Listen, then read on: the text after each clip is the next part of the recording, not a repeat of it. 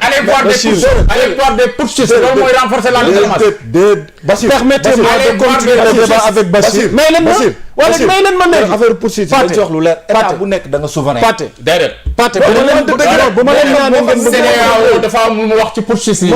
moo xam nu ñu jëlee CEDEAO dafa am ci putschistes yi. ce sont des pays voisins. dama ne CEDEAO échanges commerciaux yi sa bopp ñoom mën ngeen ma may kàddu gi. waaw allez-y. tamit bu fekkee tamit dañuy bëgg a wéyalee waxtaan wi ci benn logique non mais da ngeen mais tamit da ngeen waaw voilà Bachir man d'accord naa. non duñ la may une minute. yaa Moussa. waaw man le 1er février 2025. wala ñaanee ngeen may ma waxtaan wi gën a neex. le 1er février 2025. j'ai signé une chronique parce que tous les samedis je signe une chronique sur le quotidien. Je l'avais intitulé Amadou, une candidature pas si haute. Ouais. Le 1er février. Et j'avais listé tous les handicaps qu'avait le candidat Amadou Hott. Premier des handicaps, moi, nous sommes la seule région africaine qui a 2 candidats. C'était le premier handicap. Donc, dans les autres pays, en Afrique centrale, en Afrique australe, les gens se sont arrangés, débrouillés pour avoir un candidat par localité, mais nous étions les seuls à avoir 2 candidats. C'était le premier handicap. Deuxième handicap, effectivement, la gouvernance de la BAD sur ces 10 dernières années a été très décriée avec le président Adesina. Et le président nigérien Adesina, lui, aujourd'hui, on avait même commandité un rapport sur la gestion de la BAD qu'il avait fortement épinglé. Et Amadou Hott était parmi les vice-présidents de la BAD. Donc la question était, comme Sénégal en 2024, doit-on faire la rupture ou la continuité? Maintenant, le candidat mauritanien était présenté déjà comme un candidat qui vient avec de la rupture. D'autant plus que la BAD, c'est beaucoup de pays et des pays non africains surtout qui ont de grosses contributions dans le capital, dont les États-Unis. Les États-Unis font partie des 3 ou 4 plus... Le Japon, la France, les États-Unis, ils ont dit, nous, pour remplacer le président de la BAD, nous privilégions un homme de sérail. Mais qui nous fait le président BAD? Il était déjà président de l'équivalent de la BAD dans les pays arabes. Qu'on appelle la BADEA. Bien sûr. La BADEA, c'est l'équivalent de la BAD. Moi, madame, nous, Afrique, créé BAD. Nous, pays arabes, nous avons créé banque de BADEA. Moi, on est président. Donc, c'est quelqu'un qui s'y connaît en matière de gestion, de finances, machin, etc. Donc, il avait meilleur profit. Donc, tout ça, maintenant, avec Yenen Yohamne, Amadou l'a dit, et je suis d'accord avec lui. Parce que moi, quand j'ai écouté Amadou Hott sur RFI, ne pas assumer son passage avec Macky Sall, notamment la falsification des chiffres dont on parle, j'ai dit, mais le gars là, il se plombe encore les pieds.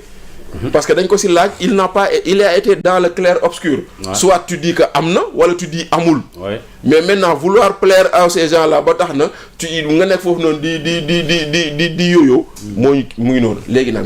pour nous, cette candidature, on est d'accord. Mais il n'était pas obligé de la maintenir. Ça aussi, parce que Macky Sall a entamé un processus de candidature pour Amadou Hott. Mais Diomaye m'a présenté candidature. Et Diomaye l'a présenté en mettant de l'argent sur la table. Ils ont mis 8 millions d'euros pour soutenir la candidature de Amadou Hott. 8 millions d'euros, c'est 5 milliards. Ils ont mis 25 diplomates de haut rang pour accompagner Hott. Mais ce qui manqué, c'est Mauritanie le portage politique. Parce que la Mauritanie, c'est un candidat, c'est un candidat. Nous avons une task force autour du président Gazouani. Moutok, en tant que task force. Comment on est directeur de campagne du candidat mauritanien, le premier ministre mauritanien. Indi ministre des Affaires étrangères, indi ministre de l'économie et des finances, indi ay député. Lolo, c'est la partie visible. Nous ne détoy, nous dem indi ay hommes d'affaires mauritaniens, ils dem de convaincre yenen. C'était la diplomatie souterraine. Nous pendant ce temps, quand tu vois l'affiche de lancement de campagne de Hott, Yassine Fall, Olivier Boukal, Biancoba Djemé, la dame du FONGIP. Mais nous fuñu toj. Ken xamoulen. Mais quand même, c'est-à-dire qu'on aurait pu Et Babacar Justin Ndiaye, je l'ai vu aujourd'hui le dire et je suis tout à fait d'accord, on n'aurait pas dû présenter la candidature de Hott. Ouais. On aurait dû soutenir le Mauritanien pour plusieurs raisons. Pour plusieurs raisons. Boo ko soutenir bu ëllëgee boo soxlaa dara mu jàppale la. Loolay benn. Deuxièmement, aujourd'hui, quand tu es dans une compétition avec quelqu'un dont tu as des intérêts économiques, tu as des relations historiques, bu leen fàtte ni Mauritanie jusqu'en 1957 ñu juddu Mauritanie yëpp leur état civil est à Saint-Louis. ñu pas yi juddu Mauritanie yëpp seen état civil Saint-Louis lañ koy jël see. Parce que la Mauritanie ak le Sénégal benn entité la woon. On a des relations tey jii nii ñaata famille ñoo dëkk de part et d'autre. Sarsara. Combien sont-ils des gens qui habitent de part et d'autre. dëkk bu mel noonu nga xam ne vous avez des relations historiques fortes vous êtes liés par la religion vous êtes liés par le sang par plusieurs choses kooku da ngay xool nooy naxanteeg moom. Surtout qu'il y a un changement de régime. Merci beaucoup. Surtout qu'il y a un changement de régime. Donc dans ce cas ce que tu as à faire c'est arriver à naxanteeg moom d'autant plus que aujourd'hui am ngeen une ressource boo xam ne vous êtes commune le partage du pétrole et du gaz. Donc loolu yëpp tax na man l'erreur dans tout ça. Au-delà de tout ce qu'on peut dire sur Yacine Fall, parce que maintenant c'est une étrangère au ministère des Affaires étrangères, elle comprend rien à ce qui se passe là-bas. Donc, l'erreur, c'est d'avoir présenté cette candidature. Merci beaucoup. On aurait dû soutenir la candidature du Mauritanien en espérant que leneen dina am feneen nga soxla Mauritanien ñu jàppale la. Macha Allah waxtaan wi daanaka dañuy jeexal rek ak Pape Demba Thioune sur cette question. lan moo ci sa njàngat. bon li ma ci wax du bëri lool. waaye damay xaw a def benn analyse boo xamante ni day détaché wu ak yenn affaires yi. lii Amadou Diouf wax ci par am na lu mu wax je suis vraiment d'accord avec lui parce que soo bëggee wax diplomatie bu wàcc doo ko commencé ci tandem Diomaye da ngay def erreur. parce que mu ngi gën a baax.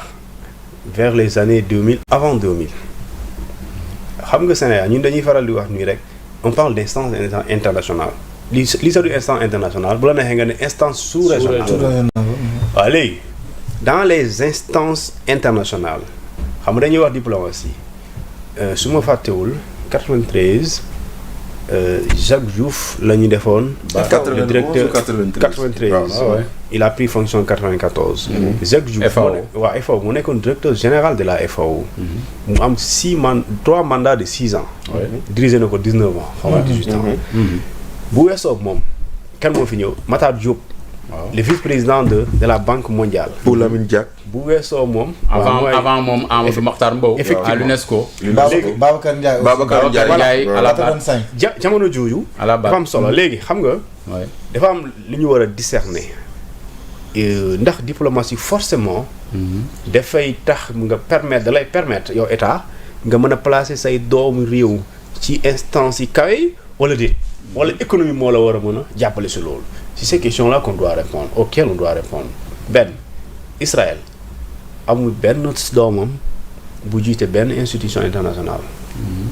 amul mais en termes de diplomatie il y a pas une diplomatie meilleure que Israël bi influence meilleure que moom rek moo fi sañ tey di bombarder ay nit ñu dee te kenn mënu si dara. pourquoi parce que Israël a le soutien des États-Unis et parrainé par les États-Unis. yaa ngi dégg l'Israël c'est la fille des États-Unis. Chine bii ñuy wax ju bëri ji yëpp Chine. waxum am na ay doomam ci institution internationale yi waaye bëriwul. tey la Turquie moom mooy dox jàmm diggante Russie ak Ukraine. lu ko may. te pourtant diplomatie am. léegi tey ak économie bu dëgër bi aussi. tey Turquie ñaata at mu ngi daw ci ginnaaw Union européenne pour mu dugg fa. tey ñu bañ ñoom ñoo bëgg léegi mu dugg fa. Aujourd'hui, pendant très longtemps, c'est les Européens qui ne voulaient pas de la Turquie. Maintenant, c'est eux qui veulent. Maintenant, c'est aujourd'hui. Parce que la Turquie, c'est un marché effectivement. aussi. Voilà. Parce que ñoom en réalité lu ñu doon ragal. C'est ça. Les États ont des intérêts. léegi wax nañ ko fi semaine passée. Qatar léegi. Qatar avant Qatar 90 dëgërul lool. mais Qatar aujourd'hui moom mooy dox jàmm diggante. li nga xam lu bëri li ci golfe bi. mais même en Afrique ici.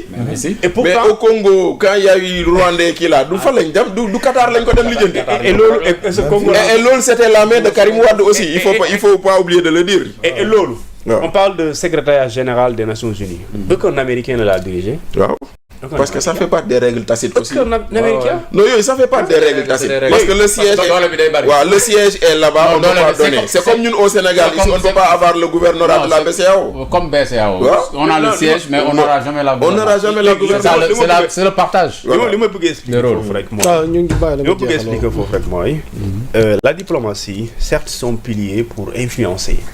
D'accord, pour nga mën a jiital wala sa doomu réew fi nga bëgg mu dem nga mun ko jaay mun ko jàppale mun ko propulser mu dem. Mais tey 2017 Macky Sall a mis de gros moyens au nom de l'État du Sénégal. Pour Bathily jox ko avion présidentiel. muy dox muy wër di dem. Est-ce qu'il a gagné? Il a perdu Dema Faky, le Tchadien. Et pour le Tchad, est-ce que du point de vue diplomatique moo ñu gën a non, c'est parce que ñu dans ce monde international ci relation yi. Mais est-ce qu'il y a ce qu'on appelle le lobbying. Mais non, voilà moom la est-ce que amoon nañ task force boo xam ne moo koy accompagner. léegi loolu mooy li am solo. Est-ce que amoon nañ task force bu am doole bu ko accompagner parce que bu dee moom rek mooy def pérégrination. Parce que même en avion présidentiel bu doon nga bëgg a attribuer faiblesse sous diplomatie ci nguuru Diomaye.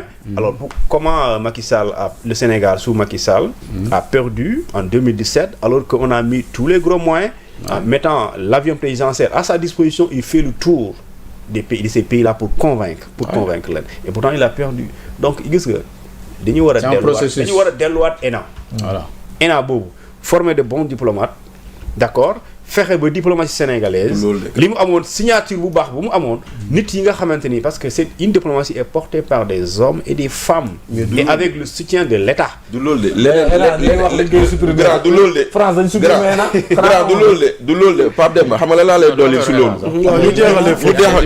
Pape Demba xam nga la lay dolli si loolu c'est-à-dire que la diplomatie dafa am benn particularité boo xam ne on le respectait et que ça a été disons désagrégé au Sénégal depuis l'arrivée de Wade.